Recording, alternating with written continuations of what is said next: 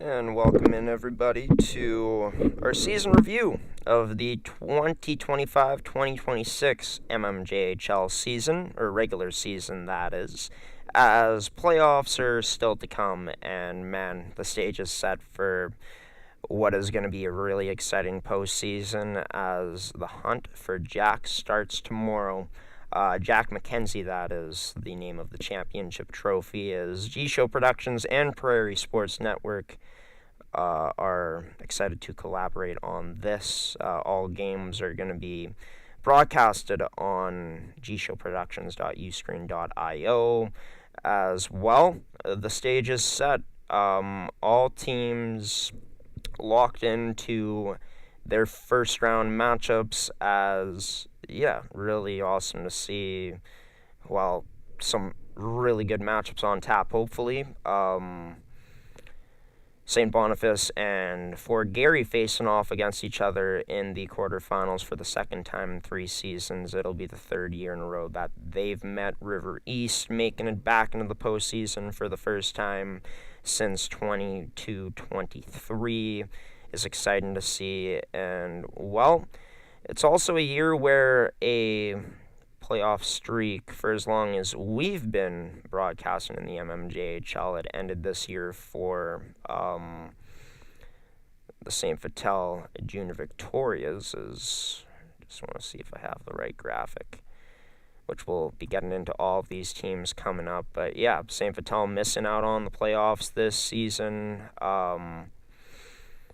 Ever since making it into the finals back in 23-24, this team back-to-back first-round exits, and now it's, well, come to the point where they won't even be making it back in this season, as a 15-game losing streak really put them in a bad hole. Defensively this season, too, things just weren't terrific for St. Vital, but they do have some bright spots potentially in their future. Same with the Pembina Valley Twisters, who, hey, they finished dead last once again. But for Pembina Valley, look, you were able to actually win a few home games this year. That was something they didn't do last year. This team didn't even make it over 10 points last season. They had 300 goals against. So things looked a lot better this season for this Pembina Valley Twisters team, a coaching change as well, and yeah, they're looking towards the future now. Hoping to be playoff bound next year, St. Vital hoping to get back in, but yeah, in terms of the teams that will be playing on for a chance to hoist the Jack McKenzie Trophy, the Raiders Junior Hockey Club, Fort Garry Twins, River East Royal Knights, Charleswood Hawks, St. James Junior Canucks, Stonewall Jets, defending champions St. Boniface Riels, and last year's finalists in the Transcona Railer Express, who, congratulations on them, their first Art Moog since returning into the mmjhl, first as the Railer Express, as I believe they just used to go by the Railers.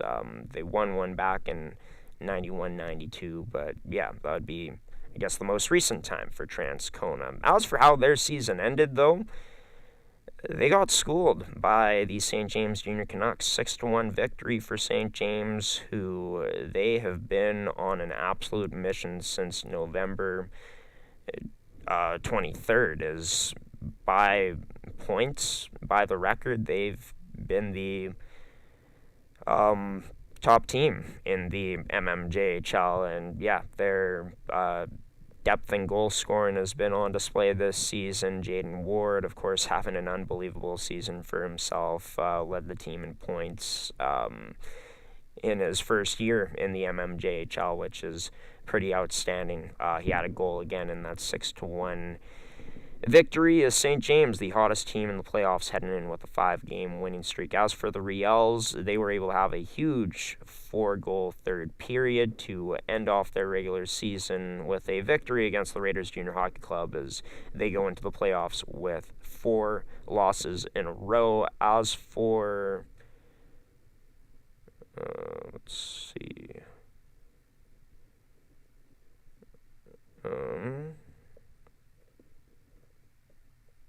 oh, there we go.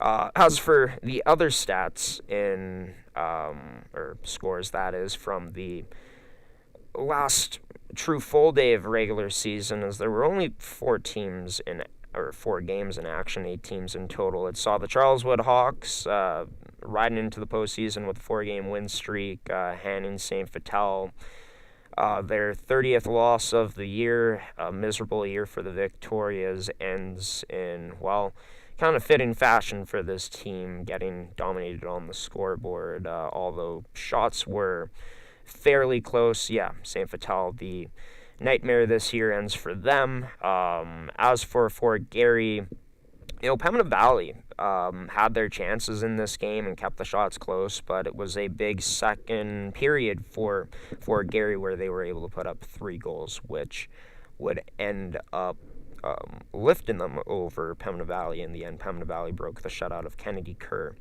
in the third with a goal from Unger, number 25 for the Twisters, is he's looking to be a big part of what they do next season coming up. As for the final standings, we'll show you once again the only 2 teams to finish with 30-plus wins this year, Transcona as well as St. Boniface.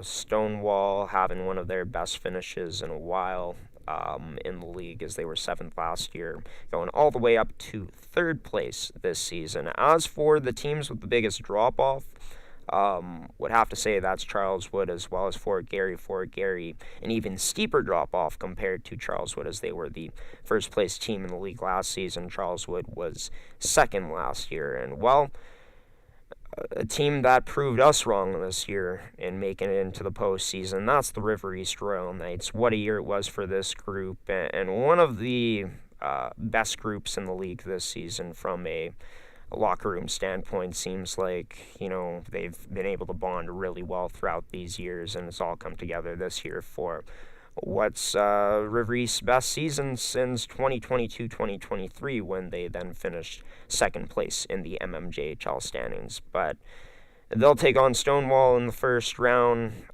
First game goes on Friday night at the Veterans Memorial Sports Complex. Here's how the top 10 rolled out for both the player statistics and the goaltender statistics. mmjhl didn't have these stats available, so we went over to one of our sponsors in Elite Prospects. You can check them out at eliteprospects.com. But as mentioned, Jaden Ward leading the league in points.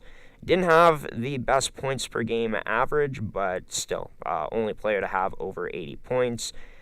It's not as gaudy as Dean Gorczynski last season, who had the first 100-point season in quite a while with 101 points. But for Jaden Ward, he was a very big part of St. James' success this season. 44 tucks, a goal per game, which is just absolutely nuts, and 39 assists. So he was also making his teammates better this season. Congratulations to him. Top duo in the league goes to Peyton Bateman and Gavin Halad. Those two combined for 146 points this season, which is pretty gross. Elliot Lewis and Tyson Sperber leading the way for the Hawks. We see the only Railer Express player on this list, and Nolan Vandenbush, the captain in his final year, having quite a season for himself. And yeah, looking at the other players on this list, Kalen Reynolds and Cole Davis making appearances, as Davis led the Reals in points this year, and of course donning the C as well. As for goaltenders, congratulations to Sage Delarone. Ridiculous numbers from him. The only goalie to win 20 games, at the very least. He had 25 wins. Only Sage's second year in the mmjhl, and he also had 4 shutouts, and was a big factor, as were, well, a lot of things contributing to their defensive play. But Sage, I'd say, was the backbone of this Transcona Railer Express team this season, and showed with his win total, his save percentage, all of the stats across the board. And yeah, his goaltending partner in Thomas Wyatt also makes this list, an .898 save percentage. 13 wins, though, for the rookie netminder this season. Connor Murphy and Spencer Hunnam both tied for second with 19 wins. Hunnam, unfortunately for himself, didn't break the shutout record as he was one away. He did tie it this year, though, so congratulations for Spencer Hunnam, who was also in his second year, being the backbone of the Stonewall Jets this season, and yeah, having a pretty unbelievable year. The goaltender with the highest save percentage, though, that's Owen Larocque, who dealt with a unfortunate injury this year, but is back into the lineup, and yeah, 944 save percentage, only 3 losses in the 19 games he played. He had 3 shutouts, and last year's playoff MVP is, I think, set to potentially have another great run in the postseason as he comes to play at the biggest time of the year, and well, throughout the regular season showed a lot of consistency, the highest level out of any goaltender in terms of a save percentage standpoint this year. As Elite Prospects is where you can find these full stats. Just search up the mmjhl and you should be able to find them. As for February's Players of the Month, not sure when we'll get March's, but congratulations to Jaden Ward. 30-point month, 12 games played.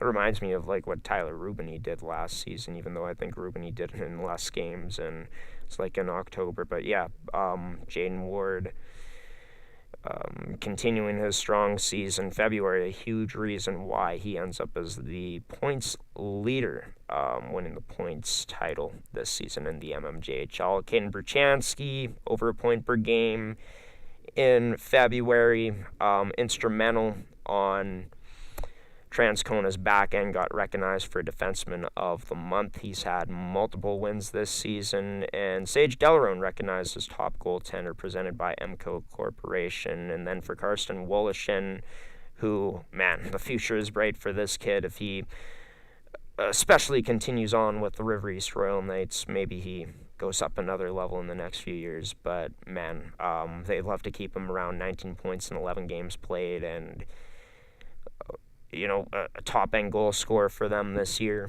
showcasing a very strong month of February and playing some of his best hockey right around playoff time. As you can find the full monthly award winners on the mmjhl's website, mmjhl.ca. We're going to get into these coming up. It's kind of reports from each team, 3 points for each team that we'll kind of dive into as we talk about the season that was for all 10 teams in the Manitoba Major Junior Hockey League. You're watching the MMJHL podcast on your home for MMJHL Hockey. G-Show Productions on YouTube, gshow.ca on our website. Thank you so much for tuning in and joining along for this edition of the podcast. By the way, we're going to have our full playoff prediction show tomorrow, but as for now, staying in the present, we're going to continue on with, just recapping each team's regular season coming up next. Can Central Sports Cards and Memorabilia offers the widest selection of sports cards and signed memorabilia in the city.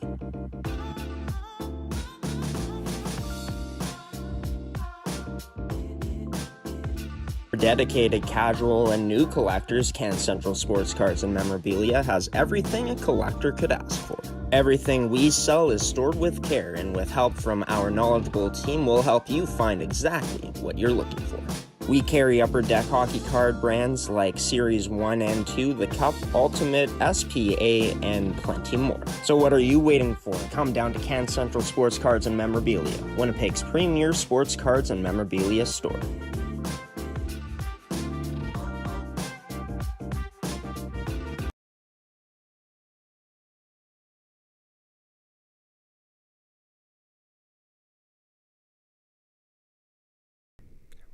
Forget to do that sometimes, unmute myself, but aside from that, welcome back to this edition of the MMJHL podcast, everybody. We are a day away from the postseason officially starting, as here's the bracket. We'll be giving my predictions tomorrow on how I see the postseason playing out. We may also show you Bentley Brandt's predictions, as I like it. Ours are a bit different, so we're not exactly the same. Honestly, I'll be quite honest with you, I struggled with a few of the matchups that I picked, but decided to stick with them after seeing Bentley's because, it's fun to see two different takes from two different sides. But the hunt for Jack officially starts tomorrow. As for us, it really depends on what happens today in the Winnipeg High School Hockey League's finals, because those are still going on. It's the B Div and C Div finals that are being played out at Seven Oaks Sportsplex. And it puts me in a tough position because, unfortunately, Bentley and his crew can't get out to Winnipeg tomorrow due to time constraints, and we wouldn't be able to make it to Southdale and set up in time due to time constraints. So, if both series end today in the Winnipeg High School Hockey League's finals, we will be broadcasting St. Boniface and Fort Garry tomorrow for Game 1 of their series. And then, as for Friday, we have one game at the very least. We're going to be broadcasting St. James and Charleswood down at Abe McDonald Arena. And we may have Stonewall and River East, but that is unconfirmed as of yet, just because we may have a Game 5 in the Manitoba Female U18 AAA Hockey League to broadcast to. So, as great as it is that we have these three leagues as partners, sometimes things are going to not work out just due to how things are scheduled. But what we're going to be planning to do is bringing you as much mmjhl playoff content as possible through all rounds, the Elite Eight, the Final Four, and of course the Championship Series. And all games throughout the quarterfinals will be $10 a piece, with, of course, 50% of your portions going back to the mmjhl. I can't wait to get into postseason predictions tomorrow. We're also going to unveil our final power rankings of the season heading into the postseason. But as for the end of this episode, what we're simply going to do is, I'm just going to go through each team, talk about the improvements or maybe the decline they faced this season compared to last year. We'll start off with the Pembina Valley Twisters, a team that finished 7-36-2, and look, it was a year of improvement. As mentioned near the start of this episode, this is a team that only scored 82 goals during the regular season last year. They got to 101 this season. They gave up 300 goals against last year. Much better this year, significantly improved to 29 against. Power play percentage did drop a bit, as well as their PK, definitely something they'll want to improve next year, but I assume their penalty minutes went down. They only had 657 this year, and unfortunately on the mmjhl's website they don't have any penalty minutes shown for 24-25, but improved their shots for per game, 29.7 up from 24.8, and averaged a few less shots against at 40.6 shots against. No home wins last year, 3 wins total. They improved that to a few home wins this year, 7 wins in total. And it seemed like things changed. I don't know exactly when the coaching change was made, but I believe it was near the end of 2025, but Coach Unger and his group came in, and it felt like they had this team competing at a higher level. So new faces coming in was huge for this team, and now they look to build towards the playoffs. As you take a look at Pembina Valley, they're only graduating out, or I guess aging out in this case since it's junior hockey, one player by the looks of it, and that would be their captain in Cohen Thomas. Just take a look back at their roster just to make sure we got this right. But even though it's another year of no playoff hockey for Pembina Valley, you definitely got to look at any positives you can, which they had way more this year compared to last year. And as mentioned, they're only losing one or two players, I guess, but one really didn't play that much in Bailey Cousins. Pretty much got the whole defensive core coming back next year. They were able to add Jack Holmes this year up front. They're going to have players like Josh Gulford returning, who I've even heard talks that or not talks, but seen him play defense this year, so maybe they even move him back to the defensive side of things. They'll have Aiden Lazarenko back for another 2 years. Owen Van Robe's heading into his final year next year. Carter Unger's only a 2007-born player, and he scored, of course, some big goals this year for this Pembina Valley team. And then, Kedema Wall, who I think he's an underrated forward for this team. He's an 06 born player. And then goaltending wise, even though they did trade away Brown this season, Rowan Cherkas, he'll be into his final year next year. They'll still have Darian Penner coming back, and Cherkas, I think, proved to make some big saves and some big time moments this year. So another last place finish is tough, especially for a franchise with the history that Pembina Valley has. But look, every franchise kind of goes through a phase like this at some point, it seems. It's very rare that it doesn't happen. Maybe there's an exception for a few teams. But Pembina Valley, I think, if they bring back the coaching staff, which I think is likely, they're able to add to this talent, and having more experience heading into next year, I think building towards the playoffs and making the playoffs could be very likely for this team, depending on how things shake out. But as for the St. Vital Junior Victorias, a year of frustration for this group. Seeing so many things decline. This was a team that had 24 wins last season, a team that scored 170 goals for, a positive goals for goals against averages. They had 164 goals against. Power play percentage was actually worse last year compared to this year, as they got to 20.5 this season compared to 17%. And their PK, well, it got worse this year. They took over 1,000 penalty minutes, the most penalized team in the league. And, well, for the St. Vital team, throughout these past few seasons, ever since they've made the championship, they've always had pretty solid talent on the offensive side of things. That was no different this year, as Tyler Free, Ben Dinez, and Chris Ostrino all had at least 15 goals, and, all of them are rookies. This was a younger St. Vital Junior Victoria's team this time around, who was exiting a championship window, really, with the departures of Tyler Rubini, Riley Netraduke, and that veteran core. And, a team that suffered the most heartbreaking news heading into the year, losing a teammate in Carter Wilson to a terrible disease and cancer. They played for Carter this year. Seeing them keep him on their roster, and just having his jersey hung up on their bench, that was great to see for this St. Vital Junior Victoria's team. But yeah, it's just tough to see the circumstances heading in, that it ended like it did. A year where they really couldn't get things going. Like I said, they had a 15-game losing streak at one point, and I think that was the kiss of death for this team. It's very hard to come back from that, especially with how far they were from a playoff spot, but yet how close they were. If they had a few more wins, or any wins throughout that streak, maybe, just maybe, they would have had a chance to make it into the postseason. But they couldn't put it together, and this year by far was the worst year they had under Tyler Anderson's staff.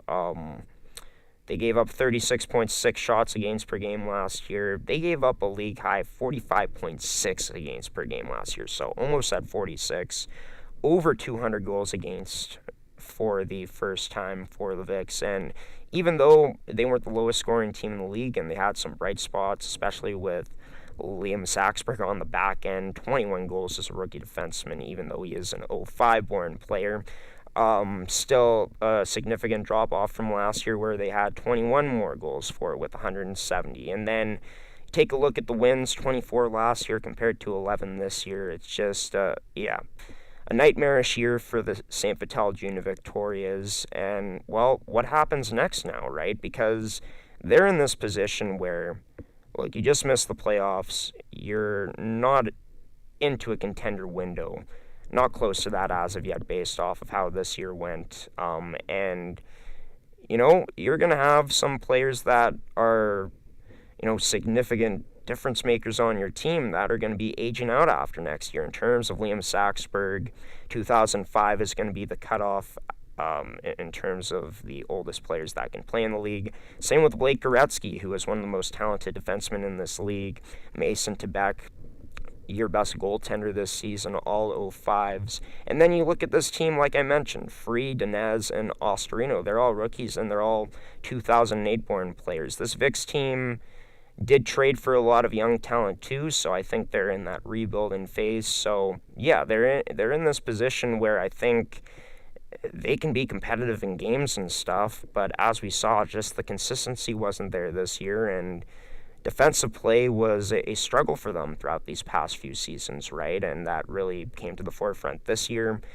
I know that Tyler Anderson will not be returning next year just due to his career field that he's taken in medical, and I wish him nothing but the best in the future in his field. It was always great getting to talk to him, and it was great getting to know him. But if I'm going to be quite honest with you, I feel like based off of the year this year, I could have very well seen him, even if it wasn't the case that he had, medical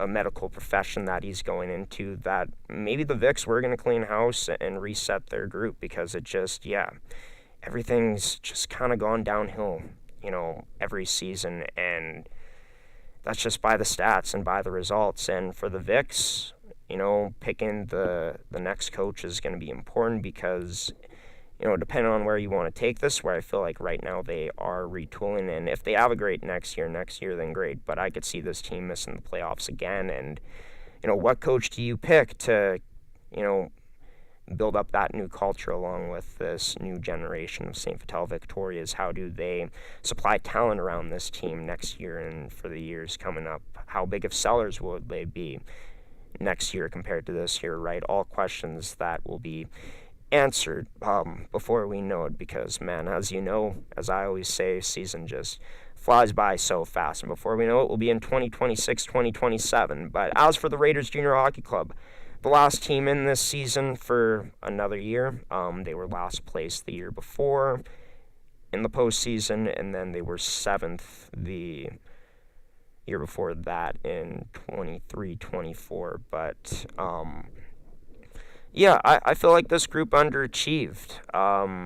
Most of the same team from last season. They didn't really lose many key guys heading in. Probably Nathan Lenosky was the biggest. But yeah, for a team that I expect to at least take a bit of a step this year, I believe I had them like 6th place at least. Yeah, they end up finishing 8th. They had one less win compared to last year. Goals for went down by quite a bit. 135 this year compared to 2024-2025 at 151. They did improve their shots for shots against per game slightly, and their special teams percentages. They also kind of declined as well. So, yeah, it's just a group that didn't really take that next step, and you could say just based off of their experience and the team that they had coming in, that they underachieved. I believe Owen Savoy had like a career worst save percentage. I'll fact check that in a moment. But, yeah, this is a team that did show promise coming out of the gate, but as the season went along, much like the Vics, but not to as extreme as an extent, but there was just moments where things would just fall apart for this team in game, and then they'd put themselves into a hole which they couldn't quite get out of. A team that I think has the pieces. Like, this is a physical team, a team that has shown they have a good counterattack, a team where at points their goaltending has come up big time. It's just about putting it together for this team, but they haven't quite been able to do that to maybe the level that I expected them to this season. But yeah, postseason, they draw a really tough matchup, a team that they beat once this year, but that was the very first time those teams met, and since then, Transcona pretty much dominated the season series. When their most recent game, like 10-2, over this Raiders Junior Hockey Club squad, but yeah,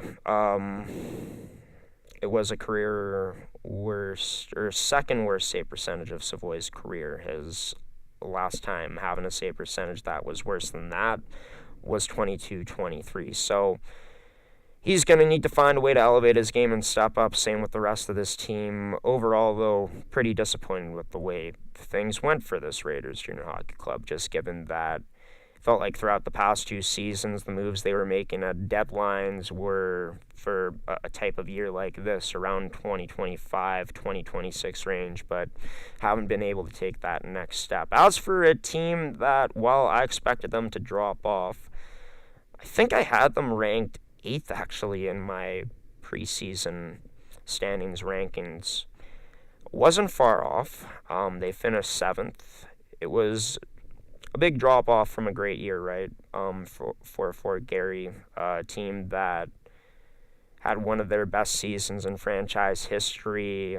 First 100-point score in like over a decade, right? A team that had so many good pieces offensively, a team that was so experienced last year, and you felt like if there was any year for them to win it, it was last year. But it, of course, won't spend too much time talking about it, we'll just mention it, but got swept against the St. Boniface Riels as they broke the Twins' hearts. And for Fort Garry, heading into this year, it was a year, I think, of some uncertainties, right? You still had a group of returning players coming back from last year, and notably guys like David Balshaw as well as Alex Pauls in the goal, and those two being huge difference makers for this team this year. But didn't know what to expect from, guys stepping up into deeper roles or, higher roles in the lineup, and then the rookies they were bringing in. And honestly, I think there were a lot of positives for this Fort Garry Twins team this year. And I think it's been made clear, in my opinion at least, that the future is potentially pretty bright for this team, just based off of how Drew Russell was able to perform this year. Lucas Spencer, with 32 points in his rookie season, had 11 tucks. Luca Biancourt on Vincent Massey. Last year, he comes in with, some high school championship experience, and he's able to be a solid contributor with 12 goals in his rookie season. And you take a look at the area Fort Garry's in, that's in the area where, they can get players from Vincent Massey. So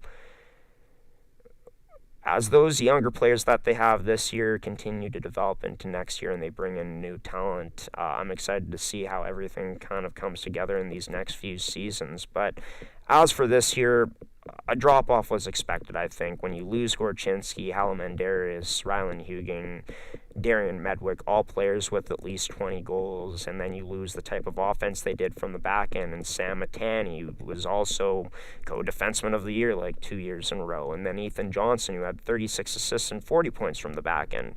That's definitely going to hurt you, right? Especially when,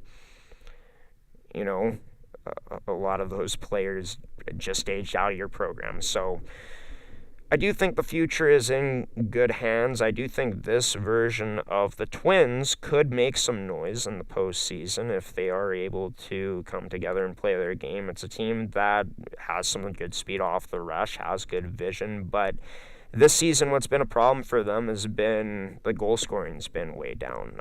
They average about the 7th most goals per game in the league this season.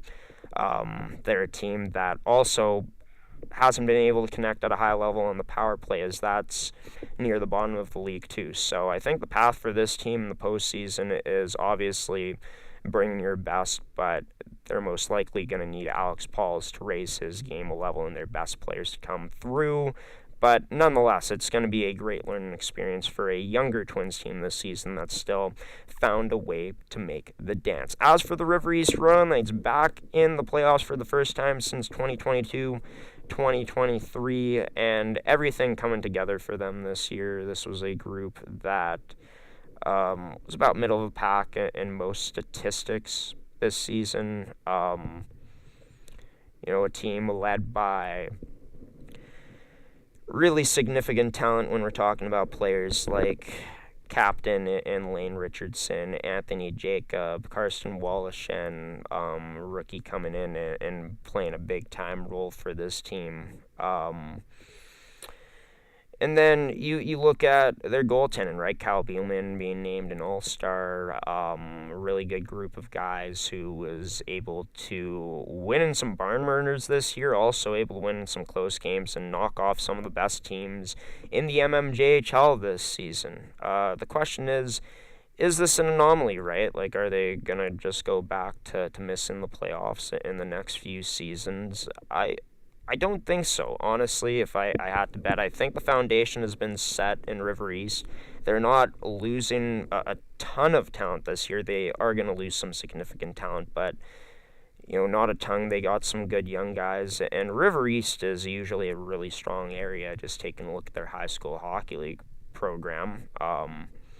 In the Winnipeg High School Hockey League, like Nolan Fielding led the league in points last year and came in and played a significant role for this group this year. So, yeah, for River East, I think the page seems to be turning again in the positive direction for this team. And for the Royal Knights, just to break it down, like, this was actually a team that, had consistent playoff appearances leading up to the mid-2010s where ever since 2015 up until 2020, the year where COVID-19 changed our lives at the time, but they missed the playoffs consistently. Post-pandemic, it's been much better. Like, first full season of play that returned in 21-22, they were 7th, and then finished 2nd in 2022-2023, had the Coach of the Year and Coach Bonnie. Had amazing goaltending too in Ashton Haworth. I'm pretty sure that was his last name. But last 2 years, they missed back-to-back playoffs, right? But I think that during that time, River East, figuring out which players work, which players don't. Yeah, and I think the coolest part about this team this year is they're doing it with a new head coach who, of course, has experience, but also with their former teammates in Manny Manouk Jr. and in Anthony Jacob, last year's captain. So, going with 2 players on their coaching staff and the father of Manny Manouk Jr., Manny Manouk, as your bench boss, and just the group they were able to put together and keep throughout these years, it's finally paid off this year where they've made it back into the dance. Congratulations to the River East Royal Knights. Should be a really fun matchup between them and the Stonewall Jets coming up, starting on Friday night. Charleswood also starts on Friday night as well. 2nd place last year, middle of the pack of this year. Literally, like, dead center, 5th place.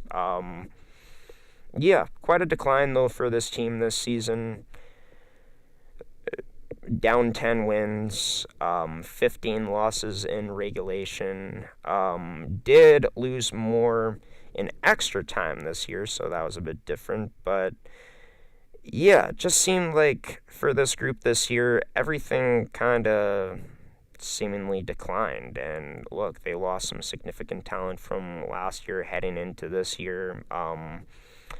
Did miss Keegan Gordon for most of the season, which him coming back, and if he can find his A game, could be huge for this Charleswood Hawks side. And look, they have players like Tyson Sperber, Elliot Lewis that are gonna lead the way as well, right? But scoring's down for this team this season. Overall, it's not the same type of firepower that they've had in the past 2 years. And yeah, when you take a look at just last year compared to this year, Charleswood, just trying to find their stats. 201 goals for, 120 against. Well, this year it got to 174 goals for, 160 against. The power play was much better this year. In fact, that was a strong point for Charleswood, as they got up to 25.3%. But the PK took a dip by about 3 percentages, 81.1 last year percent to 78% right on the nose this season. And, well, got outshot on average. That wasn't the case last year, so everything's kind of regressed in this team's game outside of the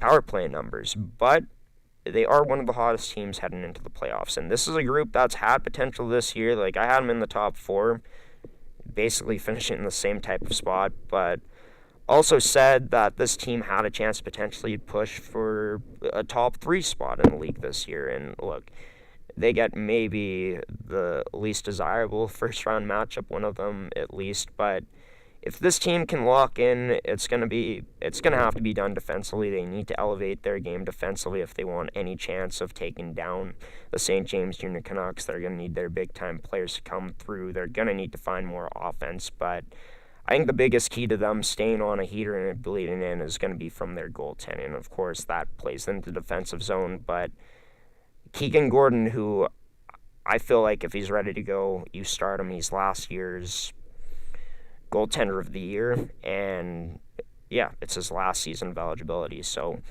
ride with him, hope that he can come together and everything comes together for you. But they will be in tough against the St. James Junior Canucks, who are the hottest team in the mmjhl heading into the postseason. Quite a turnaround for this team. And honestly, like, they did have 23 wins last season, but I think they're feared a lot more this year compared to last year. Just based off of, well, looking at how their season went this year. Not only do they put up 3 more wins, but they put up the second most goals in the league at 213, which made for the second best goals for goals against differential. But they also had the number 1 power play in the league. And even though their special teams, were on the PK quite a bit, 1,006 penalty minutes, this team had one of the better penalty kills in the league this season too, right? And I think when you take a look back at last year, 184 goals for, 175 against, so they improved in both of those categories. Their power play saw an uptick of about 5%, and their PK stayed around the same. And this is also a team that's putting up way more shots this year, over 40 per game. It's a team that is built deep up front too. A team that found goal scoring along the way.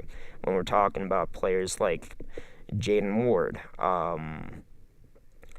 who led the league in points, as well as players like Nicholas Cullen or Cole Robertson, Adrian McIntosh, right? Tristan Arneson, Aiden Wertha, like the list goes on. And then the offense they get from the back end in guys like Cole Warsaw, who's playing in his rookie season. They added in Riley Brown from the Pembina Valley Twisters, obviously like what they saw to solidify their goaltending situation, and Connor Murphy was one of the best goalies by the numbers last year.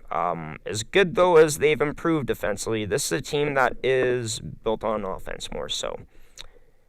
And a team that, as much as they can outshoot you per game, their shots against are still ranging in, like, the mid-30s, right, against. Connor Murphy faced a lot of rubber this year, so not only can, Connor Murphy step up, or Riley Brown, no matter which one Coach Dick goes with, but can they step up defensively, not only in their first round series, but throughout the playoffs to go on what they're hoping is a championship run. But for St. James, at the very least, they've made a statement. They're back. They're one of the most hated teams in the league. Their coaching staff has this team playing a physical game. And yeah, I think all things set up well for this team to make a lot of noise potentially in the postseason this year. As for the Stonewall Jets, the team that, took the biggest step this year, going from 7th to 3rd place, an incredible journey that this team has been on. Pat Power came over to the staff a few years ago, and ever since, his first year, they've progressed. Missed out on the playoffs by like just a point back in 23-24. Made it to the dance for the first time with this group back last season, and now they've taken an even further step. This is a team, when you look at their record this season, 27-16-2, able to not only reach 20 wins, but over 25, as they had only 18 last year. This is a team that had more offense by the numbers, less goals against, team that, power play wise, it could still be a bit better. I think that this team has the potential to have one of the best power plays in the league, but that didn't really take off this year compared to their 5-on-5 scoring, even though Stonewall did hit 20% in the power play, so they still were a bit better. They're playing better defense too, and a team that is so dangerous off the rush, when you're able to play really good defense, get good goaltending like they have gotten, and play such a complete game. This is going to be a really tough team to beat. They got two top 3-point getters in Peyton Bateman and Gavin Halad. Bateman's been an MVP before, but they got so much outside of those guys too, right? And Carson King, Alex Kazarowski, Cohen Chang's been stepping up as the season's gone along. And then you take a look defensively, players like Austin Lorenko, Aiden Miller, the list goes on and on about pieces that can beat you on that side of things. And then goaltending-wise, Spencer Hunnam tied the single-season shutout record this year and improved. Maybe not on his overall save percentage or anything, but had himself a progression, I think, from year one to year two, especially as this season continued to go along. So I think that Stonewall, they're well coached, well balanced. They got the depth, they got the speed, the defensive game, the goaltending. Now can you complete your mission and put it all together? Because, man, their road to the title, as for anything, isn't going to be easy.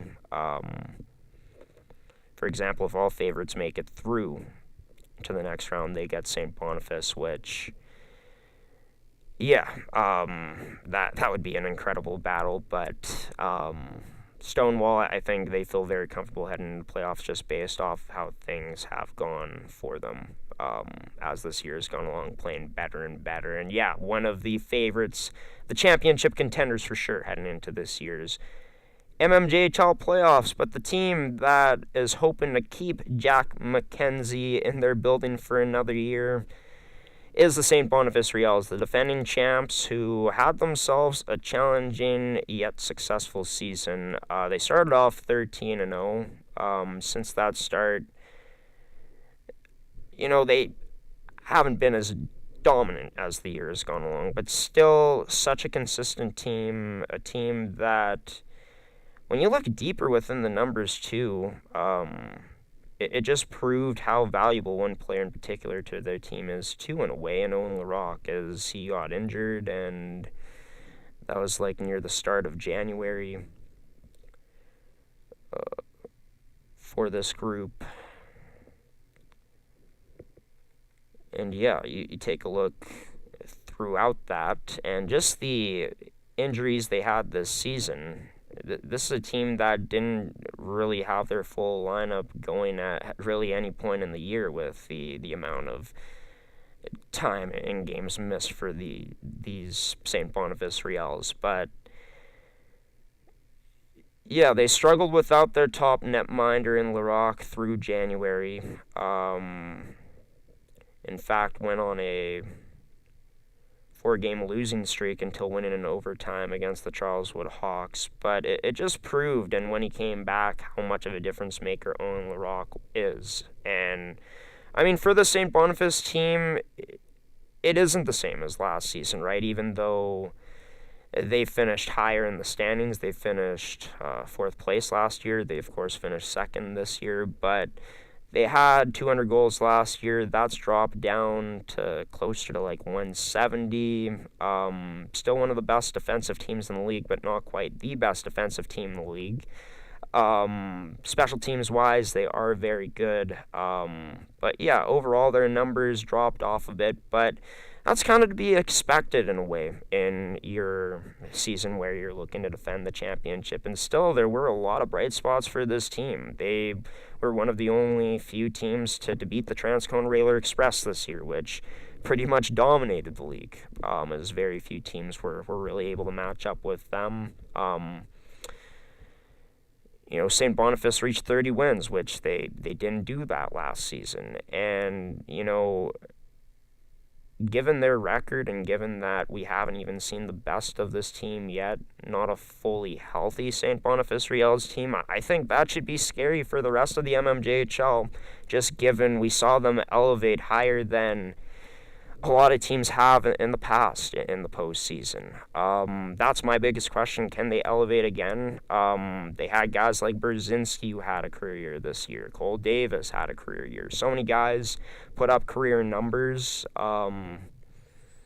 Still getting good contributions from the back end. And this team went out and added some significant pieces in trade deadline this year. Maybe not as significant as last year, but things that they were searching for in terms of, a game breaker that could play in, well, maybe not a game breaker, but close to that borderline, and Nolan Anderson, who can either play on your top line or in a middle spot in your lineup. You add more grit and physicality, chippiness, a player that plays with an edge, and Connor Mitchell into your lineup already to a group that I think they were very comfortable with just what they have in place, even though they did lose some good talent from last year's championship team. I think everything sets up well for St. Boniface if they can get hot in the playoffs to go on another run. And I think a huge reason is because not only the guys they have in front of their netminder, but their netminder specifically in Owen Larocque, who finished with the best save percentage in the MMJHL this season. But the team that finished first place, and proud that I called this one, the Transcone Railer Express. Franchise best regular season. They've never won the Art Moog before this season. And yeah, it just seems like it's a team that's been on a mission, a team that hasn't lost many players compared to last year's team, a team that in many ways took that next step too, right? Not only were they the highest scoring team in the league this season, but they allowed the least goals against too. And power play wise, penalty kill wise, pretty much the same for Transcona this year, a team with so much depth. And even though, in terms of points wise, they only had one player that, cracked that top 10. But I'm just taking a look at Transcona. There are other players like Whiteman, Nathan Turner, Trey Sullen and so many others. This team just has so many weapons that can beat you. And then you look at Caden Bruchansky on the back end, Jay Salarkins, list goes on. And then, goaltending-wise, Sage Delarone having an even better year compared to his rookie season, and then his backup being pretty solid as well. So, 36 wins for this team this season, only 7 losses. They didn't get to play game 45, but that was because it was a nothing game between them and the Twins. That was supposed to be played yesterday, but why even play that game, right? It just risks unnecessary risk for injury. But still, 37 wins, 36 wins. This team proved that they were the top of the league this season, the class of the league. They don't even just have one line that can beat you. They have multiple lines that can beat you. Their defense really active into the play. They put up a lot of offense this season. Started with guys like Caden Bruchansky, and as mentioned, if things do break down, they got a goaltender to backstop them, as he has at the highest level out of any goaltender this season in Sage Delarone throughout the course of 2025-2026. I think personally this team is a more complete version of the Twins last season, which were such a juggernaut, such a complete team. But just taking a look at both of these teams, I feel like this is a Transcona team that plays with even more pace, a Transcona team that plays physical, and a Transcona team that no matter what the situation is, consistently, it seems like whether it's winning big or winning in close games or having to come back, they've done it all this season. So, can they stay the course? Can they stay locked in? And are they going to be able to handle the ups and downs that playoffs may bring? I think this is a group that matured quite a bit from last year to this year. A team that, as you may remember, was first place heading into the break and dropped off to third. We didn't see that same drop off this year. I think this team, their minds are, I think, locked in at the highest level you could possibly have them locked in for most of this year. Just can they carry that into the postseason? And can this finally be the year that Derek Gagnon, his coaching staff, and the entire Transcona Railer Express team gets their hands on that elusive Jack McKenzie trophy? Finalists last season, looking to make it back again this year to do even better as... Oh, you know what? We're going to save the award predictions and stuff for the playoff special that is coming up tomorrow. Be sure to join myself as I'll be taking you through all my predictions. We won't have Bentley on the show, but we'll also show you his predictions. And yeah, we'll show you power rankings as well as my regular season award picks, and as well as, maybe we'll even do playoff award predictions as well. But yeah, that's going to do it for this edition of the mmjhl podcast for the 2025-2026 regular season review. I've been your host, Graeme the G Show Forsyth. Until we see you tomorrow for episode 17 in season 3. We'll catch you then, everybody. But it is playoff time, and the hunt for Jack officially starts tomorrow. Take care, everybody. Thanks again for watching.